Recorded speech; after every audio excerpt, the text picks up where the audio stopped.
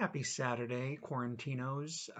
Here we are at episode 22 of Klugula Reads his Classics. For those who have been following along, we are continuing into a story that I wrote at age 15 called Below the Surface. And today we have chapter 9.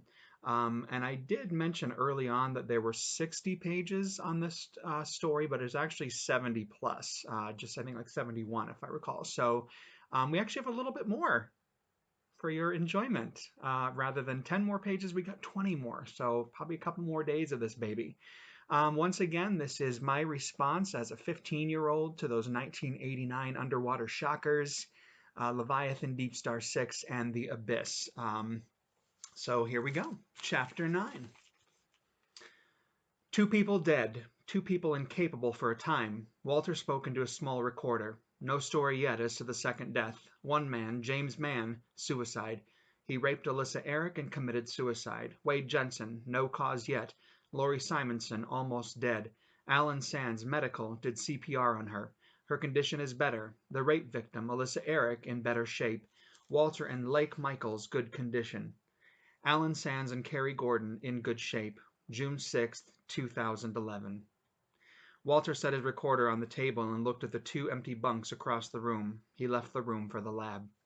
Walter walked down the empty corridors and came around the corner to the mess hall and lab. Alyssa stood against the wall just inside the mess. You up already? Walter went into the mess hall and helped her sit down. Already? It's been 2 days. Alyssa motioned for him to sit down. You hungry? Walter got up and went to the food dispenser. Alyssa nodded and began rubbing her forehead. Get me some aspirin, will you? Alyssa leaned back into the chair. Sure, I'll be right back. Walter left the room and went into the lab. Alyssa closed her eyes and began to doze off. She was interrupted by a tap on her shoulder. She turned and looked up. It was Wade. Hi, Wade. How are you? Alyssa patted his rear end as he went around to the other side of the table. He sat down, completely silent. That bad, huh? Alyssa managed a little chuckle to herself. At Alyssa's last remark, Walter re-entered the room. He looked down at several bottles of pills. He looked up. You can shoot. Walter dropped the bottles he held in his hand. He backed up at the sight of Wade. Oh, my Lord! Walter screamed and grabbed Alyssa. She looked at him like, what the hell's wrong with you? Wade's supposed to be dead! Walter stared at the person across the room that looked like Wade and sat like Wade and smiled like Wade. But Wade was dead. That's kind of a fun little trickery there. What are you talking about? Alyssa looked back and forth to the two men. Walter screamed back at her. Lori saw him die, way out at the submarine. Alyssa looked at Wade and then laughed. Give me a break. Walter, you're gross. Alyssa walked over to Wade and Walter tried to hold her back. She walked up to him and put her hand on his shoulder. Look, this is the same Wade that came down here with us 6 days ago. He's not dead. Alyssa pinched Wade's cheeks and laughed. You're weird, Walter. Give me a large break. Alyssa left. Wade sighed and returned to Walter's. At the same moment, Lori, Carrie, Lake, and Alan entered the room. Lori looked better and was in higher moods until she looked at the person sitting at the table. Wade looked at her and smiled. Lori backed away and screamed, Oh my God, I saw you die! She took one last look and fainted. Wade stared at her body, which Alan and Lake held up. He smiled and stood. Everyone stared at him in horror. He walked over to Lori and the men that held her. Carrie rushed over to Walter and Alyssa. Alyssa no longer smiled. Alan and Lake backed away, Lori still in their arms, unconscious. They backed out into the hallway, and Lake tried slapping Lori awake. She murmured and her eyes popped open. She screamed when she saw that Wade was still before her. She quickly stood up on her own 2 feet. The three ran down the hallways with Wade a few steps behind them. He ran quickly, nothing like a dead person would carry itself.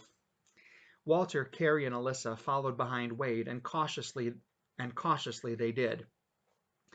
Ahead of Wade were the other 3 running to the sleeping quarters. They pushed the button and the door closed just in time to save them from their former friend. Now what? Carrie looked hopefully up at Walter. They crouched behind another corridor going off to the right from the sleeping quarters. I don't know, Walter whispered and looked around the corner to Wade, who continuously pounded on the door. He looked back to his companions. He again looked around the corner and was grabbed by Wade. But it was no longer Wade. His facial features had changed. His body shape had changed. He had changed. It was a different person. A man in his late 30s. The man picked up Walter by the neck. He began to squeeze. Walter hit him and kicked him. Nothing made the man stop. Carrie and Alyssa stared in mute horror as their captain and friend slowly died. Alyssa finally realized what was going on and got up to save her man.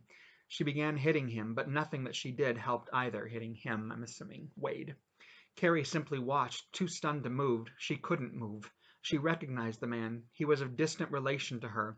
She had seen him in pictures and met him 2 or 3 times. She still couldn't believe he was standing before her. He had gone below the surface of the Pacific many years ago.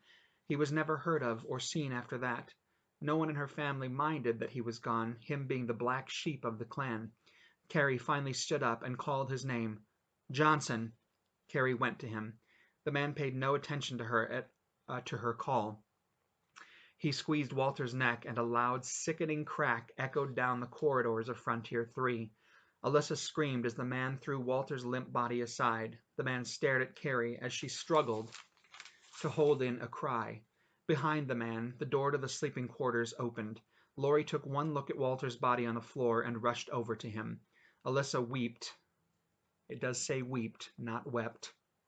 At his side, her head in his chest. Laurie grabbed her and pulled her back to the doorway. Alyssa struggled and screamed, not wanting to leave her lover, now dead. "He's dead!" Laurie screamed as she pushed Alyssa into Lake's and Alan's arms. They took hold of her and would not let go. Laurie screamed, "Carrie, come on!" Carrie would have to run past Johnson in order to be halfway safe. The man began to come towards her. Carrie tried talking to him. "Johnson, remember me?" Carrie held her hands in front of her. The man rushed to her and picked her up. He held her high in the air. Carrie screamed, and he threw her against the wall of the corridor. Burns appeared on her arms. Oh yeah, we set that up. She fell to the floor and was either dead or unconscious. Laurie didn't wait to find out. She hurried into the door and closed it. As soon as the door was locked, the man behind began pounding on it, the door that held the remainder of the crew. The crew was trapped below the surface of the ocean in the deepest point of the world. So that's chapter 9.